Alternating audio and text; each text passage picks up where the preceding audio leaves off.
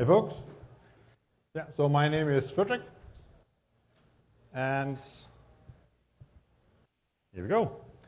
I work at Citystar Systems, as we just heard. Citystar Systems is a real estate company. It's a food tech company.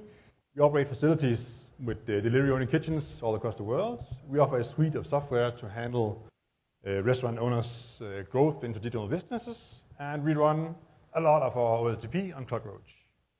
So when I say we, I mean we as in the internal storage systems, based in Europe mainly, and we run a lot of different storage. We run Postgres, Pinot, Kafka, and ClockRoach. A lot of ClockRoach clusters, and many of these are multi-regional. So today we're going to talk a bit about multi-regional microservices and the different interesting problems that can come from this. And I'm going to do this by building a product together with you guys. We're going to build a multi-regional architecture. We're going to deploy it in multi-regions.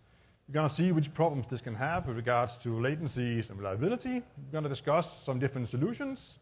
And we're going to do a deep dive into a technical implementation, if you guys are not asleep by then. So firstly, the product that we're building. Right? We're building a microservice architecture. And short disclaimer, this doesn't actually match any microservice architectures we currently have. But we do have this product, though. The product is called Picnic. Picnic is a food delivery service. We have the option to choose your office, to choose the building you work in, the building you are currently located in. You can choose what you want for lunch from a bunch of different restaurants, from all these menus, right? And it'll get delivered to you at lunch in your office together with all your coworkers' foods. So if we're going to build this as a microservice architecture, what are we going to do? Well, we could do it like this, right? We could have a couple of microservices. There's one at the top, right, that goes, this is my delivery scheduler. When does my food actually arrive at my location? This is kind of interesting. People want to know when they can eat. They want cold burgers, right? We could have a discount service. Discount service will say, well, for your given office, these are the menus that are currently discounted for you. We would like you to choose one of these.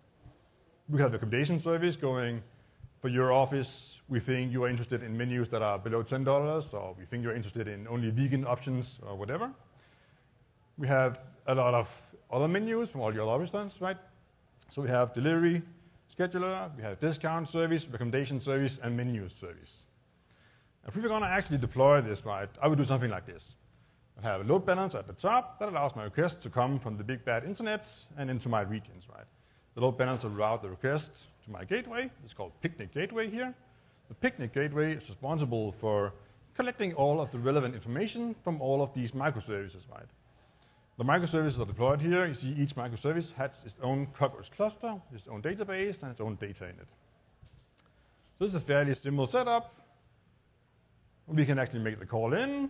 There's the get launch options for Office API call coming all the way out from the external application, right? It hits my load balancer, it hits my gateway, and it collects the data from all of the different microservices.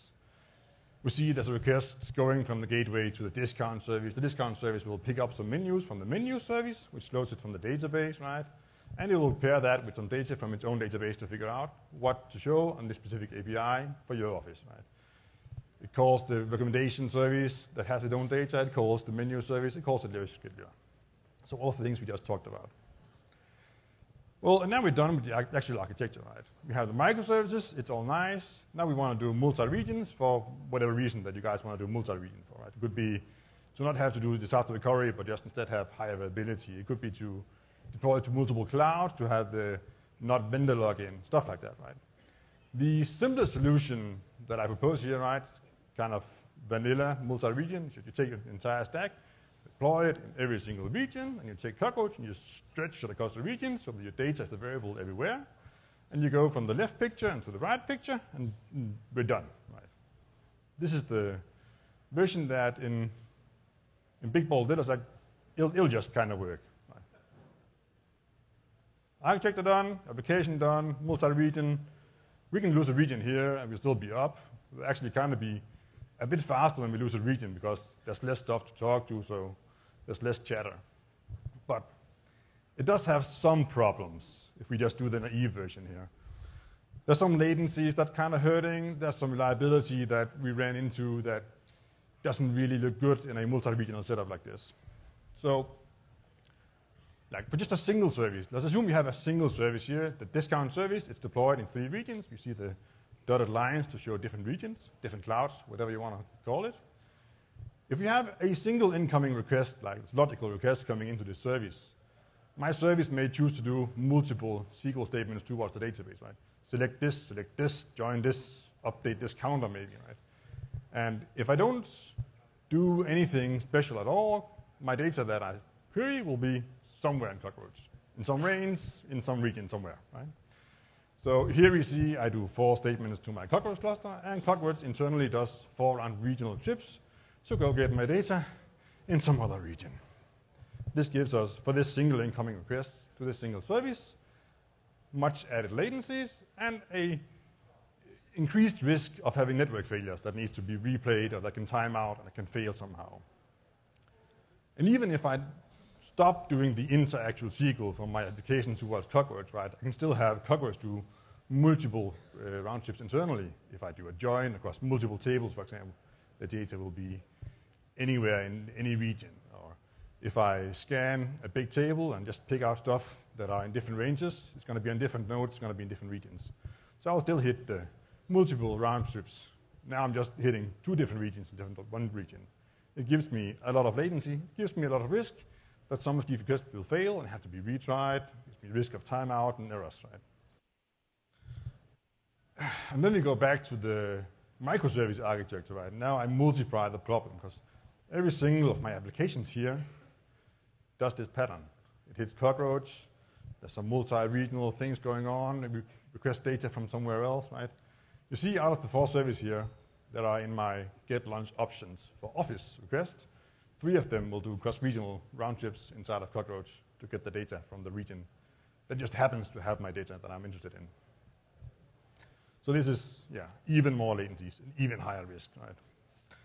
You can do a bit like of a back of the napkin math. Don't put too much into this, but it kind of matches the right world, right? I have 3 services. Each service will load data from Cockroach. Let's assume it loads 0.5 MB of data. It does 3 regional round trips for the 3 services. And if my regions are something like 50 milliseconds apart, it's not too much, not too bad. For this single request coming in, 3 services times 3 round trips times 50 milliseconds is an added latency of 0.5 second in only network. Right? So this is before your application does anything. This is before Cockroach does anything. It's just network because of physics and light. Right? And again, with reliability, again, I have 3 services. They download 0.5 MB each. That's something like 350 packets. And we see on different cloud providers that when we actually have requests that goes cross-region, it's not unheard of to have something like 2% packet loss. Not all the time, not every day, luckily, but from time to time we see 2% packet loss. And for this single request, if you have 2% packet loss, this will mean that you lose 21 of your packages somewhere. And you have to go round to the other region to get those again. So that's an added penalty, right? You now have 21 extra regional round trips that you have to do, which means a lot of retransmissions, a lot of added latencies.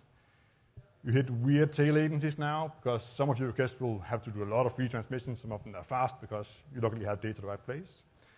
And you have a high risk now of timeouts, but the client doesn't wait for that. So the application has a timeout of 1 second because that's what the developer said when he did the application, right? It becomes really annoying when you had these different things, right? And this is only if you do reads, right? If you have to do writes, you multiply the thing again because now you do a cross-region request to the leaseholder of the data, and that one has to do a cross-region request again to get Chrome to actually write your stuff. So it hurts a lot, right? And the 50 milliseconds, well, that's okay if you have your data centers kind of close, right? But if your data centers across the world, 50 milliseconds becomes like 200 milliseconds. 200 milliseconds times 9. It's not good, right? There's a lot of latency. So the big summary here for a single service, if you do multiple statements, SQL statements to your database, it will hurt performance, it will hurt latencies and reliability because you do many cross-regional requests. If you do a complex SQL query, like the joins or scanning a lot of data, it again will hurt performance, it will hurt latencies, and it will hurt reliability. And when you do microservices, right, multiple microservices in a single request, this multiplies the things. If you write stuff, it multiplies the things again. So it deteriorates fast if you hit just any of these corner cases. Luckily, there are solutions, right? Which is nice. That's why we're here. So what could we do? Well, the easy solution is just to ensure that your request stays in one region, right? Stay in your lane. We align all of the data so that when my request comes in from my office, I can read all of my data from my region. And we do this by magically sharding tables so that they all look the same and all the load balancers know how to route your request to the region that magically have all your data already. It's very nice. I'm going to propose some quick solutions here. One could be like GeoDNS. So whenever you do a request for your office, you'll hit your load balancer, and the load balancer will be aware of where you are, where your office are, and it'll route you to your closest data center, right? So if you have your office in LA, I will route you to your LA data center. The LA data center will have all of your data because we do pinning of like regional by row in your tables here. This have the problem that we saw just in the talk before, right? You kind of get lopsided data centers now. You're going to have a lot of data in one region and not a lot of data in other regions. A lot of processing in one region, not a lot in other regions, or in other data centers. The failure has become sketchy now, right? If you host this yourself, and you have a big region with all of your customers in, because they happen to live on the West Coast, and you have your other data centers, and you don't want to have too much capacity in those. If you lose your big region, well, you're going to have capacity enough to fail over all of your requests. If you don't have capacity enough to do that, it's really going to hurt you guys. So failure becomes sketchy when you have lopsided data centers, which is like a natural result of doing GeoDNSing. And then you're going to have to do pinning of all your data by prefixing your primary key with the region you need to stay in, for example. We can fix the lopsided things, right? An easy way is just go, I'm just going to assign a random region to all of my data. Instead of saying it lives in LA because the people live in LA, it's going to pick a random region, stick the user there, stick the office there. This is going to work. I'm still going to have to prefix the primary key with the random region. And now I'm going to have to know the random region to do an efficient lookup, right? I can't just go look up by office ID. I need to look up by office ID, given that it's in the LA region, to do regional by row in this way. This is going to be annoying. And then I can do an index on the ID to just look up in the index to figure out which region it's stored in. But if I do this, I now have to query an index, which is going to be somewhere in ClockWatch. Then I can query my data within my own region. And I'm going to have the problems with many requests again and hitting multiple nodes and hitting latencies and hitting bad reliabilities. And it becomes annoying as well if I have to move data around, right? I want to decommission my LA data center because it becomes cheaper to run data centers in San Diego or whatever. I can either just inform ClockWatch that the new San Diego data center is actually called LA and it will move the data magically, but it's going to be called LA still and live the wrong place. And that's not good, right? I can rewrite all of my primary keys one at a time. This is not in LA, this is in San Diego. It's also going to be annoying. We can do this thing that I'm proposing. So of course this is the nice thing, right? We can do domain-aligned data sharding. What I propose here is a concept that we're using currently to place all of our data in our multiple regions. What you do is you define a set of domains in your business. For us, it could be restaurants, it could be users, something like that, facilities. You allow each microservice to subscribe to this domain and define for each table which domain the data belongs to. So for this table owned by a microservice, this is the restaurant domain, and this is the user domain. And then you do a bunch of tooling to ensure that all of the data and all of the tables are sharded the same way, so it hits the right regions. And then you do tooling to ensure that the load balancer knows about this and pin the request to the right regions. The problem here is that this requires planning and tooling and work.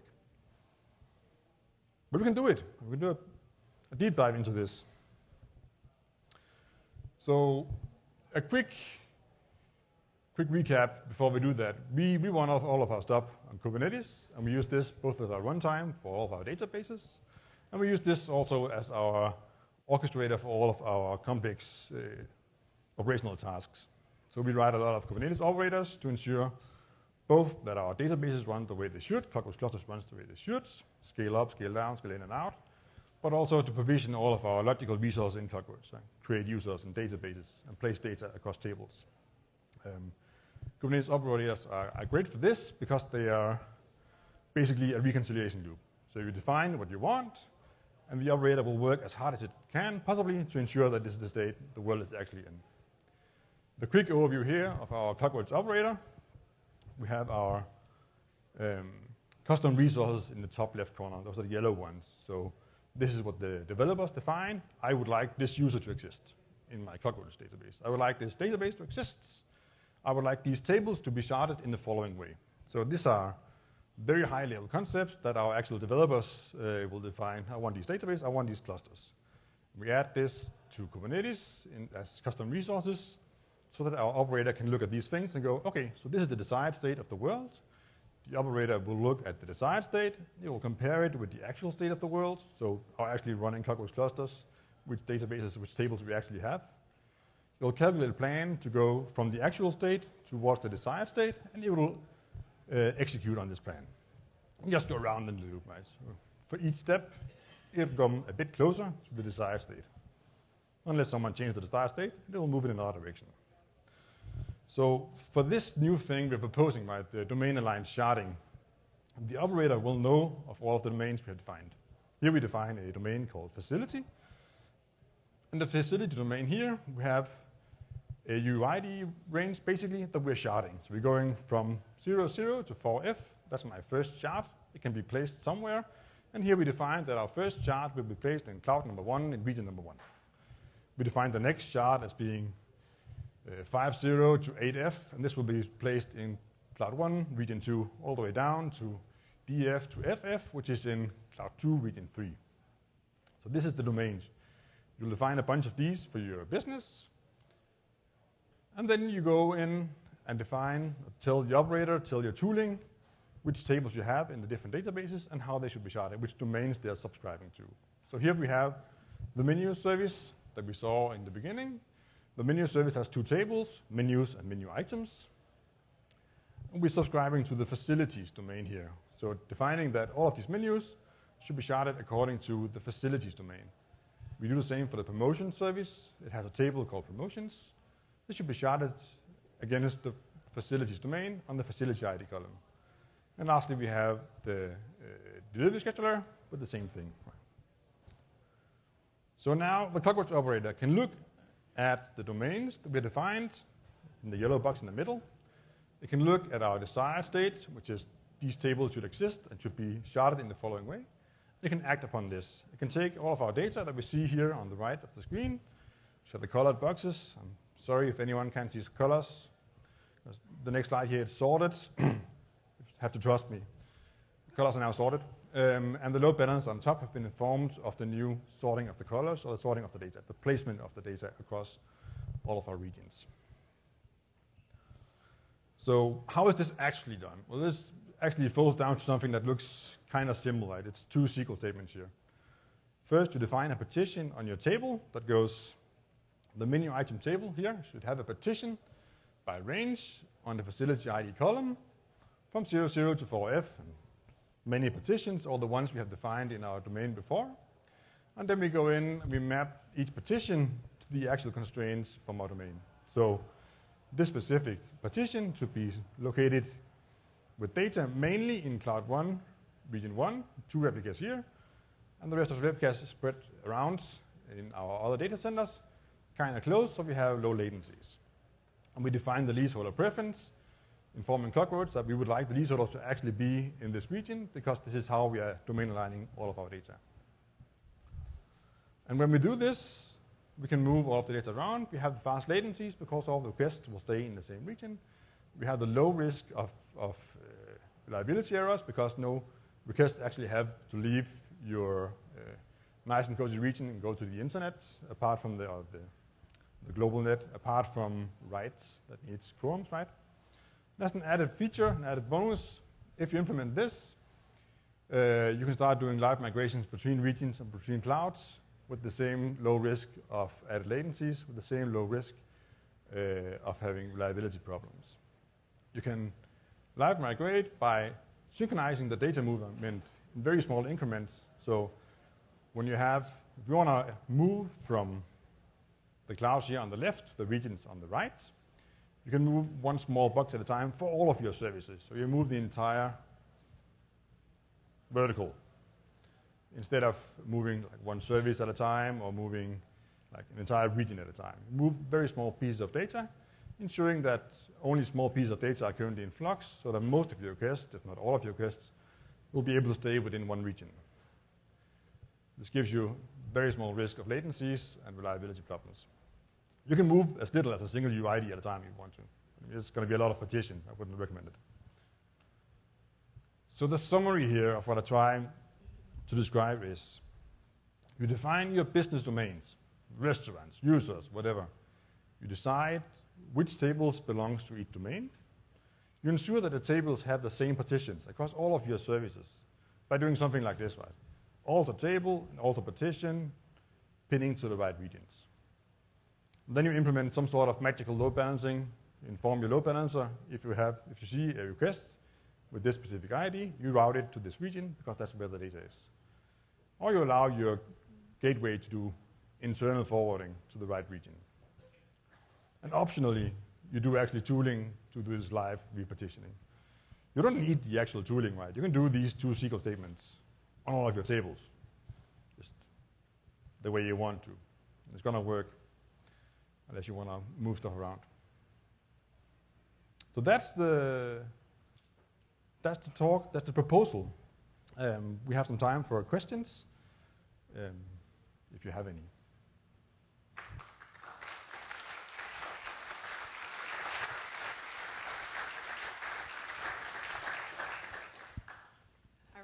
You mentioned it's a proposal. Is it something that you've actually written? This is something that we actually do, yes. Yeah. This is running live in production. How do you go about doing the smart load balancing? That's generally speaking. We cheat. You cheat? Yeah, we cheat. Oh, good. So our regions are close enough together that our load balancer will hit one region, and the top level we hit, the gateway, will forward the request to the right region that actually owns the data.